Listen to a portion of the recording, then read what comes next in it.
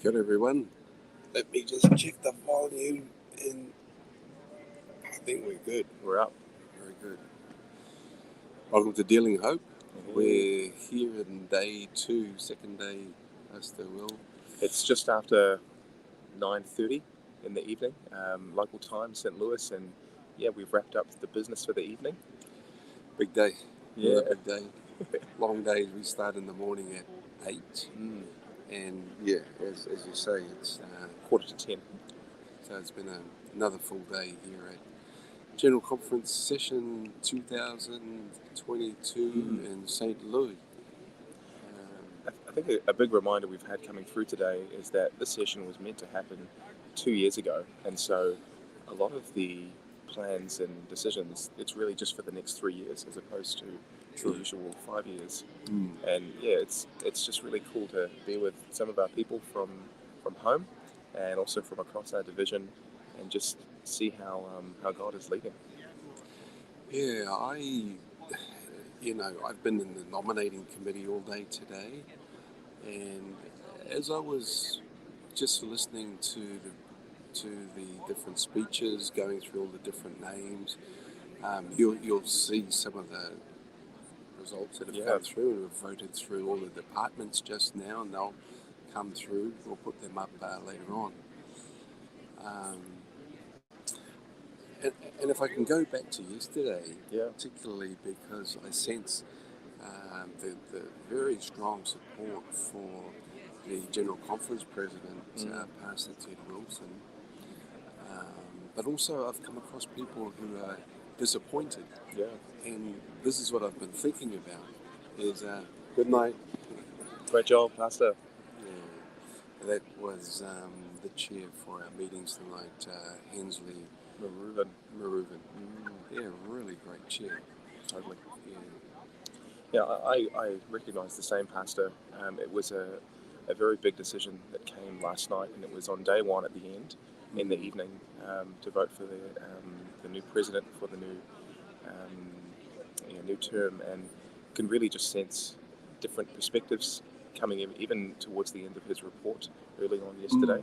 And something that I picked up on is at the end of his report, usually when we have a president's report, there will be time for interaction, for questions and dialogue, and that wasn't the case. And so we had a few people on the floor acknowledge that and, really try to request for clarity. And the response was that because this is a shortened session, that they intentionally avoided that. But there will be time to dialogue with Elder Ted Wilson, which I think will be really important.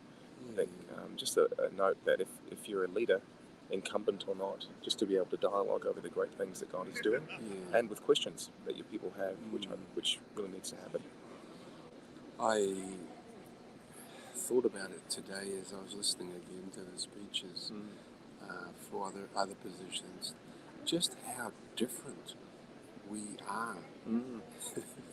We just come from such different places. We have different views, different stories, and so our filters, our perspectives on how we see the world, how we see church, how we see his positions in the church. Yeah, so I find myself totally agreeing with some people and absolutely disagreeing with other people, and yet I trust God. I really trust God that this is his church and this is things are going. I don't understand everything that's taking place and why. It's not all how I would see it should happen in my view. But I do sense God's spirit here. There's been so many good people and so many conversations. Even this morning we had a great message and talking about how, until a story comes to an end, it's not a complete truth. So still, we may be disappointed with certain things. Like for me, I've had some questions towards processes as well. But even amidst disappointment, we can still trust our amazing God, who's the head of what happens. Something I picked up on as well is that, the way that we plan our structures and systems, the priority should always be for someone new to come to meet Jesus for mission and that's been very evident here. It's really encouraging, even with our secretary's reports today.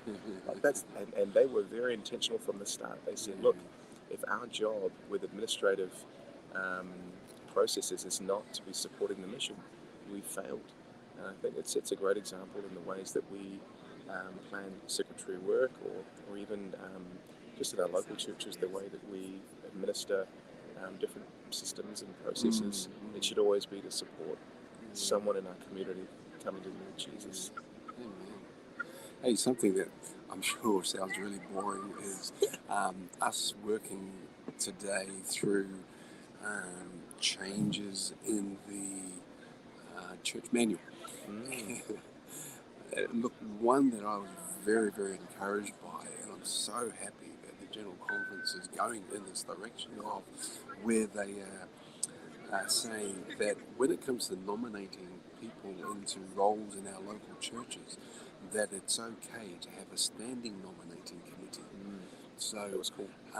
Instead of at the end of the year having that process of the selection committee, nominating committee, and the report to the church, and all the back and forth, but if for a defined period of time, that there is a standing nominating committee, so that as people come off or they move out of town, or for whatever reason there's a change, then there's a group that meet to discuss and recommend to the church board, to the church, the replacements. I think it's a really good direction, because it then allows us to focus more on giftings of people as roles become available. It reminded me of themes that we've had come through back home in New Zealand of having, ministry placements that serve throughout the year, and just the way that we think of a nominating committee rather than a task. Let it be a process that unfolds gradually as we listen to the Spirit. I like that. The listening to the Spirit, as the Spirit leads. And another item that popped up in the church manual review, and you really have to be into that sort of thing. And it's important to remember, Pastor Bob and I were talking about it, is that it's a guide, it's not a creed. And again, I think there is a difference of perspective across the floor. But we spoke about the role of elders and deaconettes, thinking of our female and male leaders who serve in these spaces. And just the key thing, one addition that was recommended for our elders is that there was a component of spending time in the Bible. I think personally that was coming through, like as leaders, make sure that we are at the feet of Jesus ourselves and not feeding out of empty tanks. Hey Ronnie, good to see you, bro. I thought that was a really valuable point, that we're leading for a really solid place ourselves with God. Another process that we're involved in with today was appointments committee. So each division has a small group, that's the appointments committee, and they meet so that they can recommend officers for the division. And so today we met to work on a name for president for our division, and so that will go to the nominating committee tomorrow. It's just another part of the process. Very exciting. How things are done. And people from our union family who are on that committee, it's Pastor Eddie, Diane, Sikapagtolu, and Chichi. Chichi was there, that's right. And online we had Romina. Marcy online. So, awesome.